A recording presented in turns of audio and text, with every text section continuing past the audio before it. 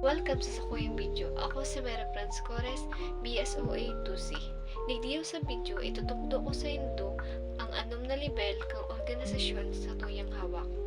Asin kung paano nagagana ang homeostasis. Ang inot na libel iyo ang inot na level iyo ang chemical level. Ang balanse kan manlain-lain na chemical sa hawak arog kang hormone ayon asin ipapang mga molekula. Inaapod na level nin chemical. Sa anatomiya nin tao, ang mga chemical na ini dapat napagpapadanayon sa loob ni nagkaperang sakop para sa tamang pagpusyon kan hawak.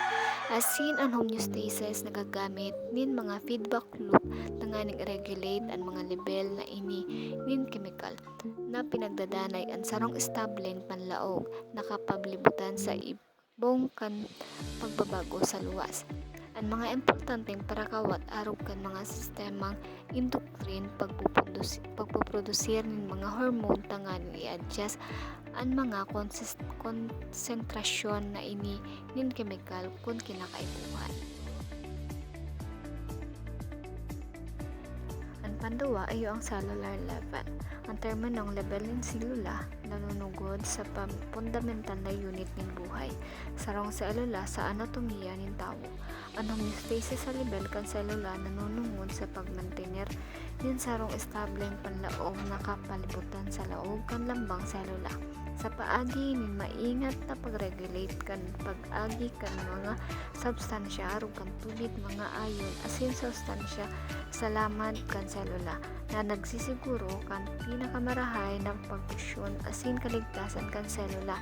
Ini at sa pangingidot gigibo sa paagi ng mga mekanismo in transportasyon arog kan diffusion osmosis asin aktibong transportasyon siring man sa selective permeability kan cell membrane na nagtutugot sana sa mga espesipikong molekula na maagi.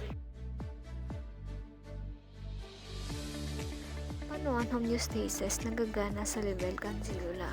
Inot iyo ang feedback mechanism na nganing mamidbid ang mga pagbabago sa indang panlaog na kapalibutan. Asin magpuon nin aktibidad sa pagpusay ang mga selula nagagamit ng feedback loop. Panduwa, signal transduction. Ang mga selula nag-aako ng mga signal hali sa indang palibot, nagbubunga ng mga espesipikong simbag tangani i-adjust ang mga kondisyon sa laog. Pantulo, iyo ang tissue level. Ang sarong grupo ni na magkapareho mga selula na nagtatrabaho magkaibahan tanganing magkibo nin sarong particular na trabaho na nagpoporma nin sarong unit ng estruktura sa laog kan hawak. Inaapod na level ng tissue sa anatomiya ng tao. Sa level kan tissue ang homeostasis nanunungod sa pagproseso ng pagpadanay kan tissue sa balanse asin nasa sarong marigo na estado sa paagi ng pagkontrol kan takol kan selula kagandahan asin ang komposisyon kan structural na matris na nagsisiguro na ang tissue nagpupunsyonar nin tama sa irarom nin nagbabagong mga kondisyon.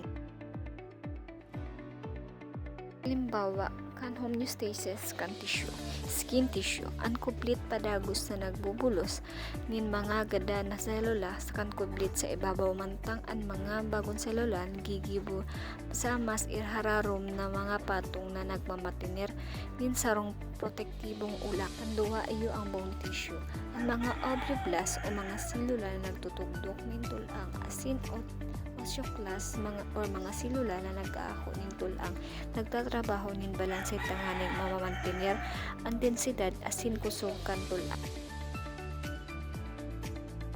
Ang pang-apat na level iyo ang organ level.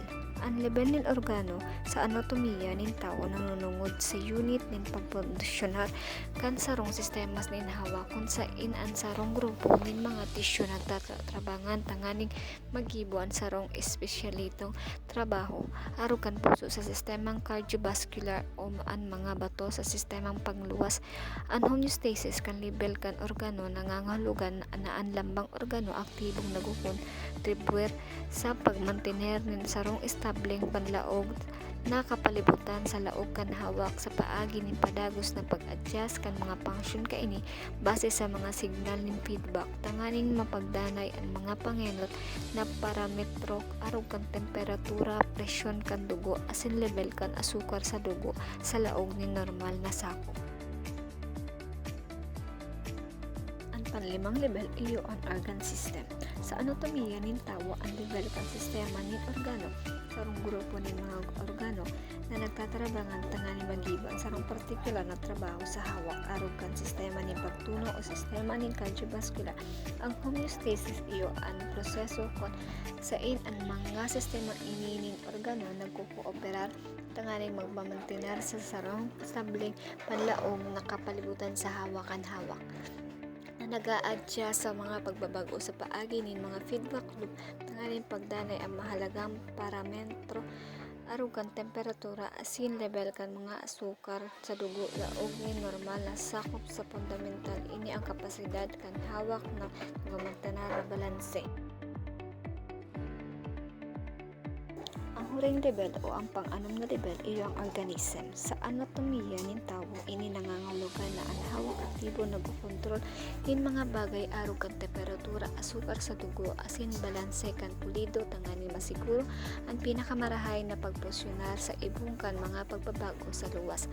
Ang level nin organismo nanunungod sa grado nin organisasyon biological kung sain ang gabos na mandainlain na sistema nin organo sa laog nin sarong buhay nga nilalang nagtatarabangan ang tangani mamantener ang sarong estableng panlaog sa kapalibutan na nagkakakamtan nin paagi nin sarong proseso na inaapot na homeostasis.